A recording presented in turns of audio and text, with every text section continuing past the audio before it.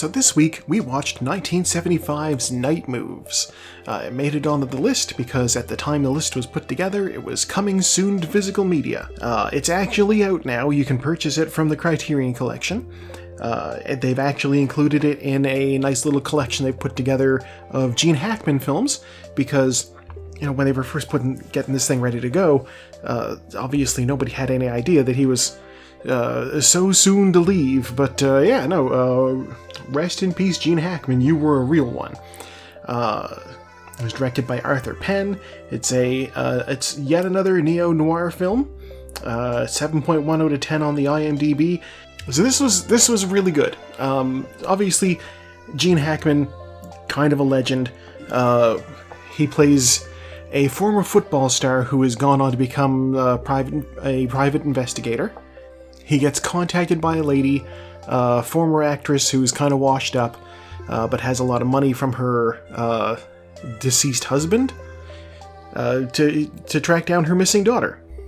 So yeah, he gets these leads. The girl's mother tells him that she's been hanging out with some real freaks lately.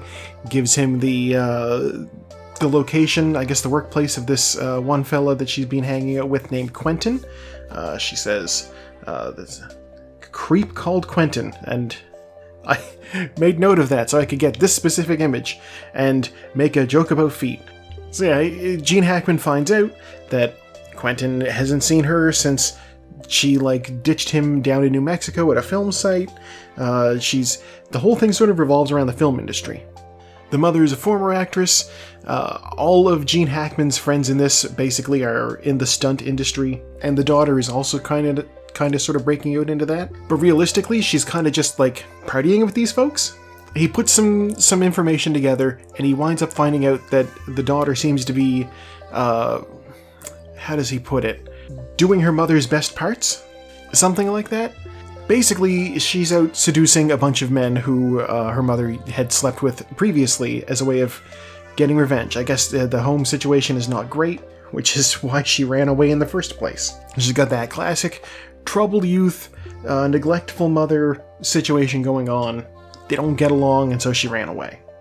I don't want to give a play-by-play, but suffice to say he does end up tracking her down and bringing her home. Whereupon a fight immediately breaks out. Great times. Super great.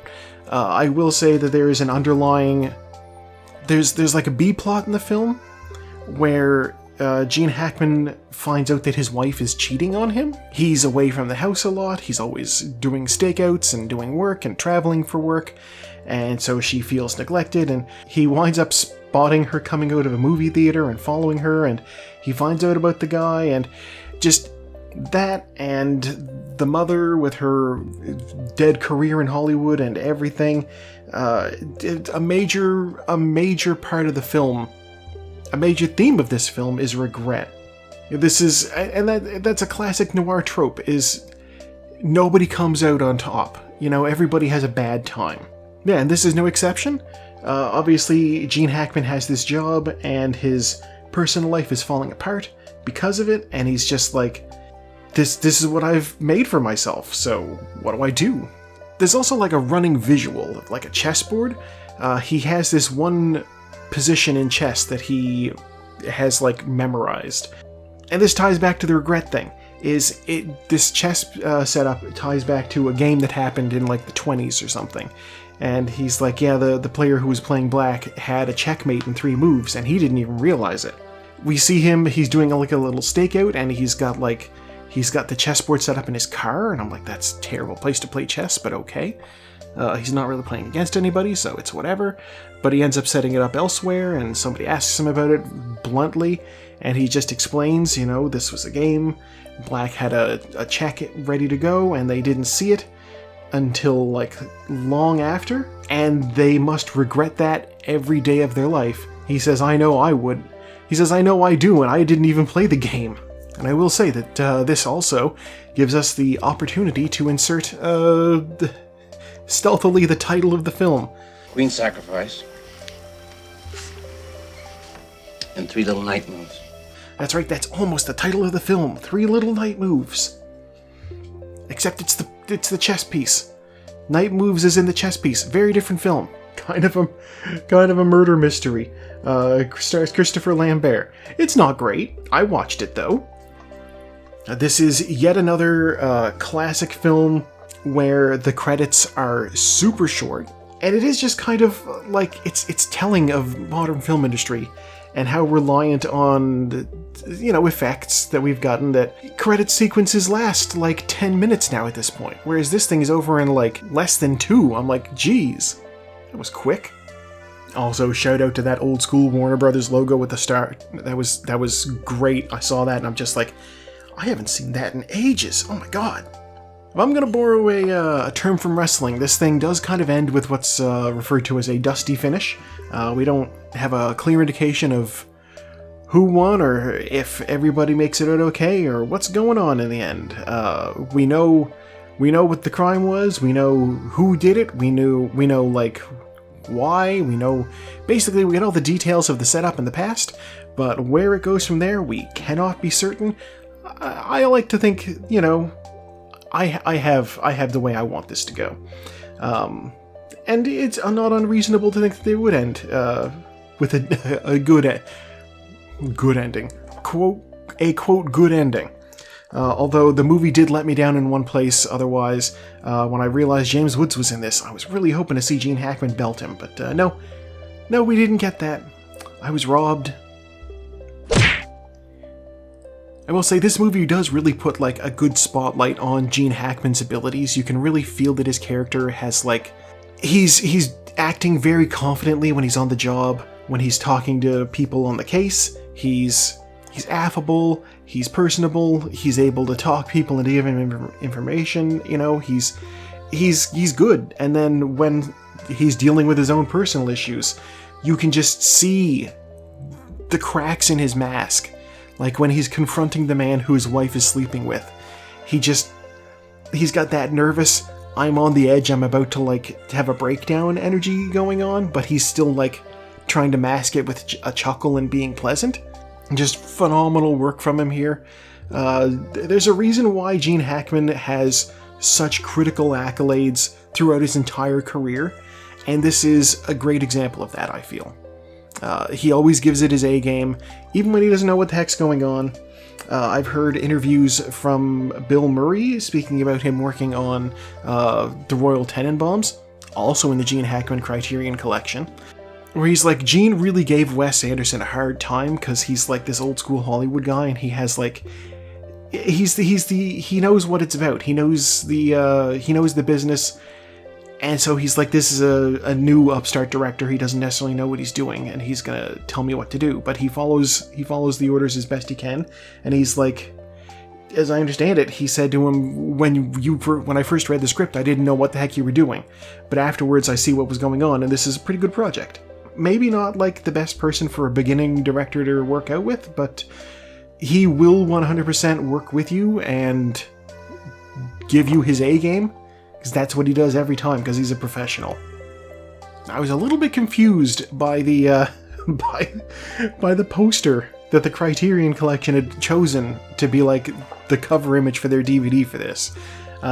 It's not really clear what it is, but when you get to that part of the film, you're just like, oh, I see. And I very much recommend giving this a go. It's only 99 minutes. That's like just over an hour and a half. You can spare that time to watch a movie. It's a very good movie. It's also wild to think that this came out the same year as The French Connection. Gene Hackman just absolutely nailing 1975. Maybe I'll watch that at some point when this challenge is over. And hey, speaking of watching things, what are we gonna watch next time? Go! Alright, down they go. Into these moving triangles, which do not prove to be much of an obstacle at all. Everything spilling into these, Oh no, we have horse... Is this Plinko? This isn't really Plinko. This is, it serves the same function, I guess. It's got these little dots to randomize. The hit is out front. Followed by the sweet smell of success, the Linguini incident, my favorite software is being here, the hit getting caught up, Linguini incident out front now, never weaken off to the side. They get into these twisty things. There's going to be a lot of twisty stuff on this. I can't say... Ooh, something just died. Something died. I did not see what it was, and the hit is back out front again. The Linguini incident and Never Weekend have gone off to the side. The hit is out in front here. Apparently that's the cheap track. Because everything else needs to go down these. Wow, this is a very unfair track. The hit. Getting a little bit caught up here.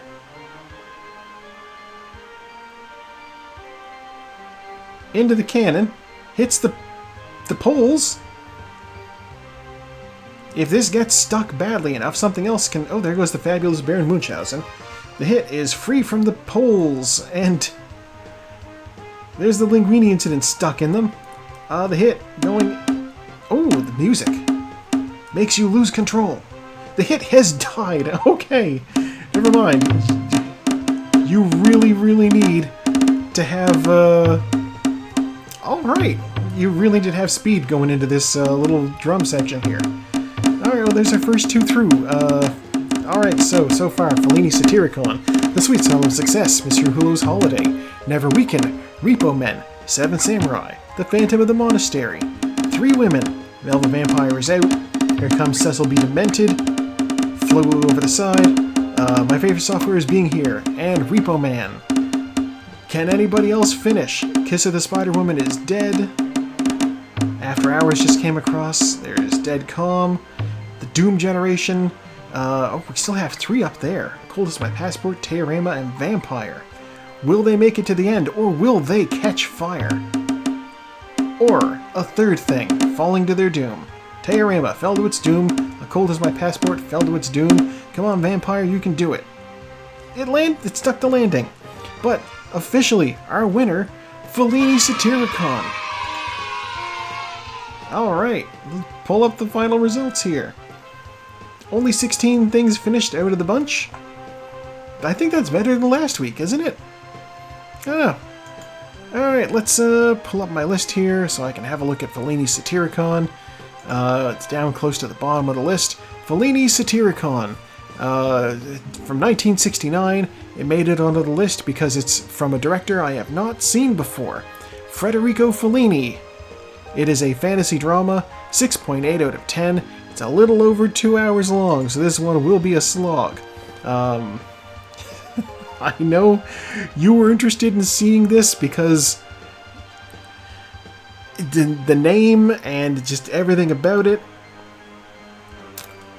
Every time I watch one of these Criterion Closet videos, half the people end up grabbing the Fellini box set, which tells me that this has to be at least a decent watch. He has to be, like, he's a, as I understand, kind of a bananas Italian director.